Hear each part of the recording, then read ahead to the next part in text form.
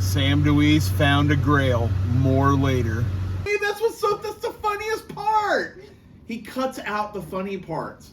He totally wants me to tell me what to say. Like I'm 51 years old and he wants to tell me what to say. He's 13 years old. You can't. You just don't know what to. You just don't know. We had a very productive week here at Sweet and Sour Comics. We didn't get a lot, but what we got is phenomenal. You saw a little tiny clip at the beginning of our video showing a grail issue for many, many DC fans. And we'll get into that in a moment because we are trying to make it family friendly. Yeah, I could, but yeah, you know. So naughty word. If I say you could edit that out. Whoa. It's recording, you know. So I know it's recording, so make sure you edit that out. Whoa. All right, so the first book that we got for this week, we're going to... Get off your phone. I could get off my phone. Oh, well, I have a timer set for the book. Oh, well, I got 31 minutes for the next issue that I'm looking at, so... Even though I'm not supposed to be looking at issues because I promised my wife that I wouldn't get any more X-Men issues after I got 101 about a week ago. That did not happen. All right, so the first book we're going to talk about today is War Heroes, number 26. It's a 12-cent issue from Charlton Comics, A Dead Hero. So, really cool. Sam is on summer break, and he went to a garage sale, and there were a few comics there. Most of them didn't trip his trigger, but this one did. I could see why. It's a pretty neat little cover. He got it for 50 cents. Not worth much more. It's worth about $3, $4, maybe a little bit more if it was a better grade. One of the weird things is I actually opened this thing up to take a look at it, and I thought that the issue that my son got me of the Fighting Marines for Father's Day was just a crazy cut from the manufacturer because the pages weren't on center. When I went and looked at this comic, it was exactly the same thing. They must have had just quality control issues all the time at Charlton Comics because I can't believe that you would let this happen once, twice, 10 times. And it's 2 different issues, 2 different runs. And they must have just been printing like crazy, not really caring, just trying to crank them out one after the other. All right, then the next books that we got this week, we went down to Lincoln to our friends at Trade-A-Tape. We picked up a Web of Spider-Man and an X-Men issue. I actually put off getting this X-Men issue for a whole week because I got that X-Men 101. Sam pointed out, hey, Dad, you weren't supposed to buy any more X-Men for like a month. And I said, I know, but this deal was too good to pass up. So I got X-Men number 96 in pretty good shape for $24. If I was to open the book up and look at it, which I have already done, it's got some wrinkles up here, a little bit of wear issue, but it presents real well. You can't really see those wrinkles even close up unless you turn it towards a certain light. Pages are off-white. It's probably worth a little bit more, but they gave me a real good deal for that book. The next book that I got, or that Sam got actually, I didn't get that, is he got number 51 of the Web of Spider-Man. That's kind of just the next issue in the order for him. He just wanted to get a little something because he was saving up for Sunday for the flea market that we went to. Hey, how much did I pay for that? I think it was $12.50 plus shipping, right? Yeah. What were you just talking about with Spider-Man? Every book just so expensive. I just can't get deals on them.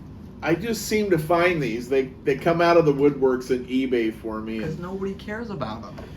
Well, no, this is it. I mean, it could have been a little bit better book. It's got a little bit of boo-hoo. foxing $12.50. and the cover.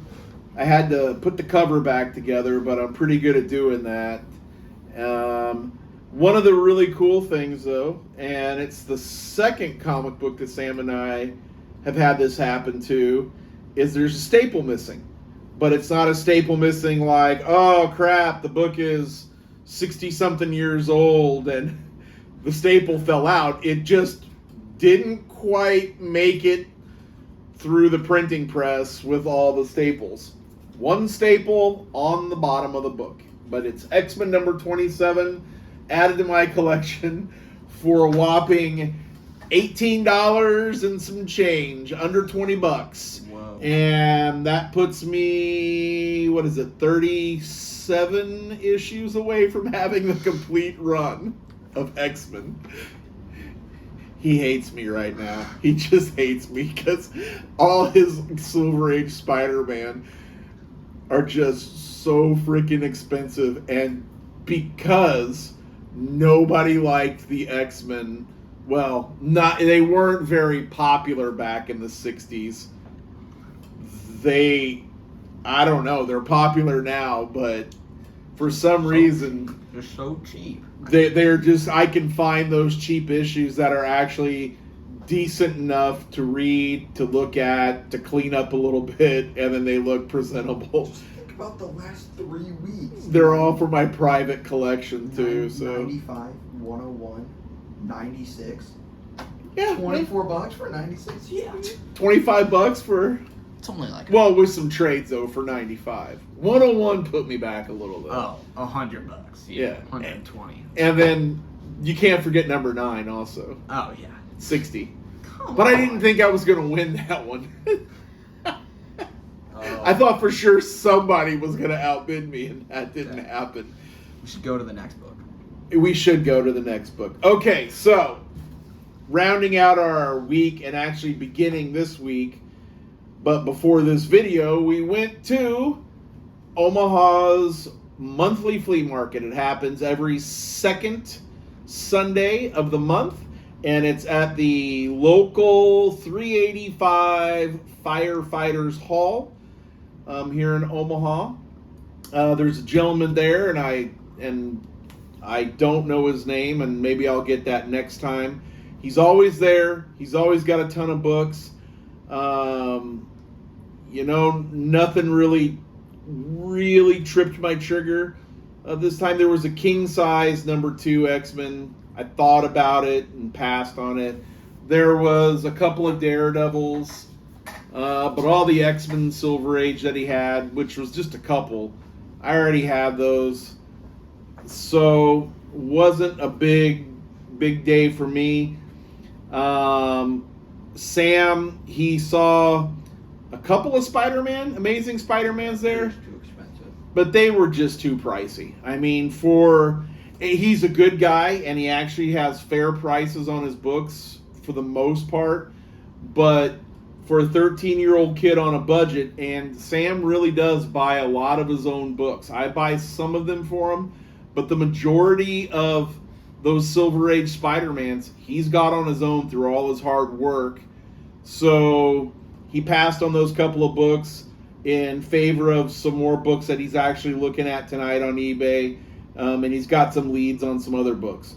But he went through Detective Comics, and he's not a big DC guy with the exception of Batman. He really likes Batman, and a lot of it is just the covers and what was the series that made you really like Batman, like get into it? Was it Hush? Hush and The Long Halloween. Hush and The Long Halloween. So I do have to admit, I mean, I kind of like the newer Batman stuff as far as, and when I say new, that's a relative term.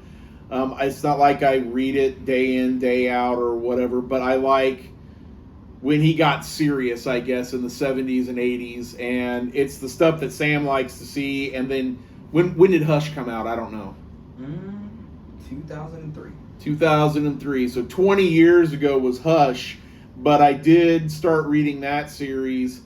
Sam has all those books or graphic novels, I think it is, and it's pretty good. I got to admit, DC did a good one there. But he was flipping through some detective comics, and the guy always has like a 30% off bin. And he found this Detective Comics, which obviously has Batman in it. $5.87 for $3. And with 30% off, it was probably $2.25, somewhere around there after tax. Cool issue as far as the cover. Haven't read it. Looks really cool. Probably won't read it, but I do like that cover art. So we got done with that big dealer there, and there was a dealer right behind him that had 3 short boxes of comics. One was all X-Men, and one had graded books in it, and the other one had some Golden Age, I think it was, but it was just kind of, and I don't mean to sound too mean about this, but cheesy Golden Age, like Donald Duck and Mickey Mouse, and I know that stuff is worth money, but it's just not what we collect. I mean, but it's really cool, but it really isn't what we collect. And the graded books, I'm not really a slab kind of guy. Depends on what it would be. But that whole middle short box was all like modern X-Men, I would say, from the last 5 years, pretty much. I'm not quite up to there yet. Like, what I'm trying to do is get the most, if not all, of the Uncanny X-Men run, the first volume, and then all of the new X-Men run that Jim Lee and Claremont started in the early 2000s. I'd like to have those 2 complete runs, maybe even get the X Factor complete run. Then I'll jump back and start collecting those other volumes. So we go there, and that's kind of a strikeout. And so Sam was like, Dad, I'm just going to take a look around. I said, all right, dude. So there was a guy there that had some toys, and a guy there that had some other crap, and it's fine. So we're walking, and we're kind of winding down, and we get to the last booth, and it's an older guy and his wife, and by older, I mean, probably mid-60s, Sam, I would say? Probably in the 70s. Maybe early 70s.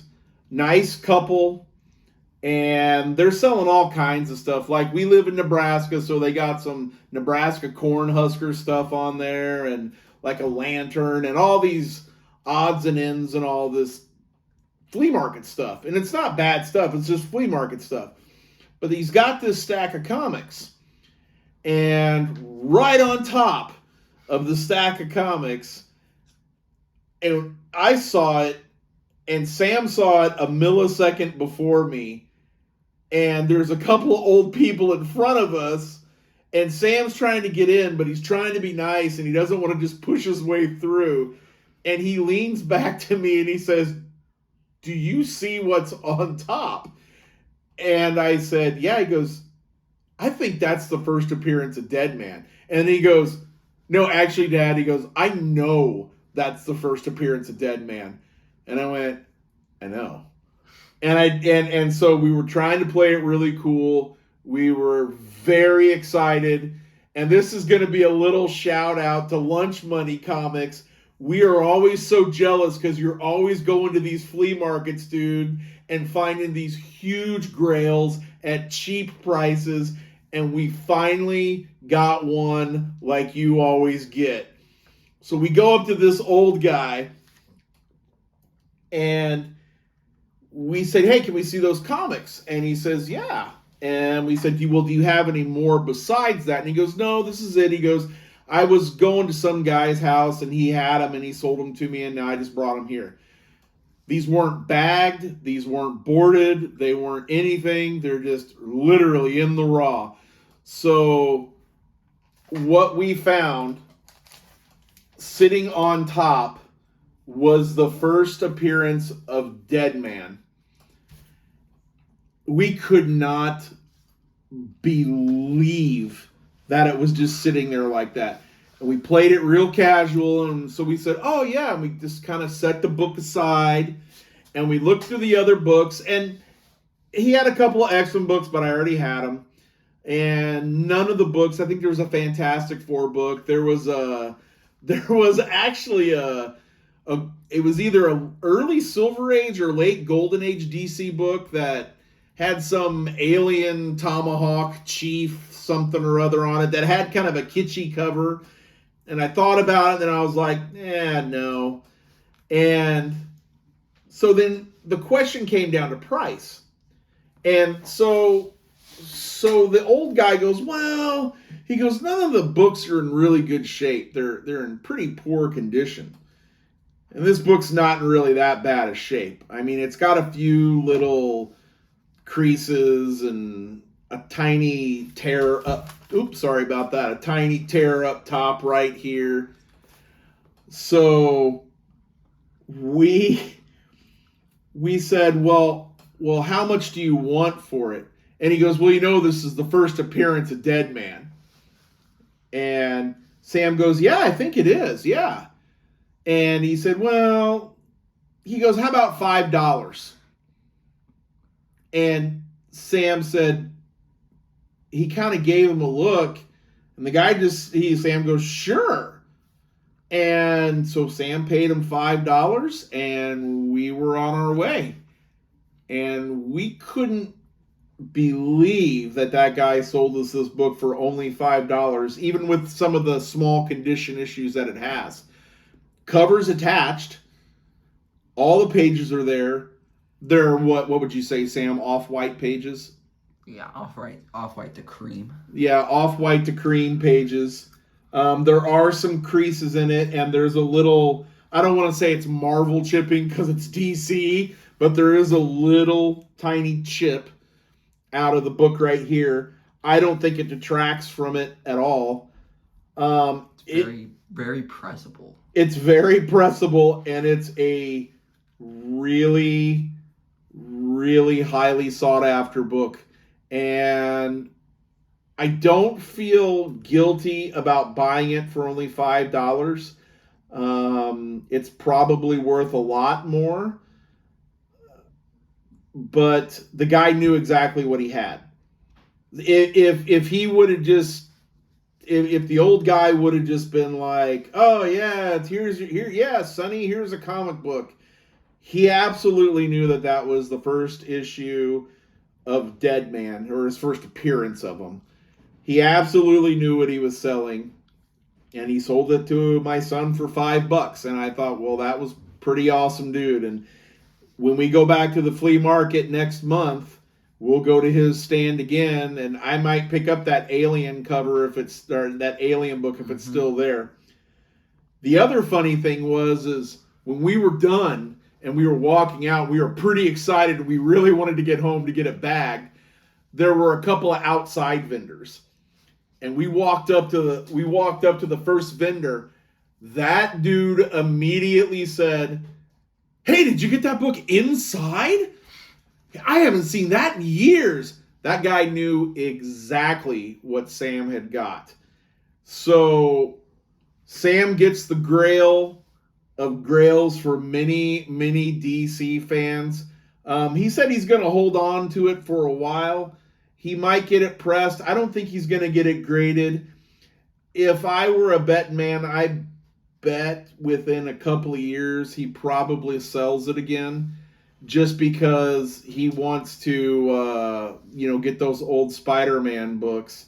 So we're pretty good for this week, and please like and subscribe to our videos. Please become a viewer to our Instagram. And this is Sam and Britton DeWeese for Sweet and Sour Comics, signing off. All right. Sweet. One last time. I'm so proud of Sam. His first giant grail. That is freaking awesome.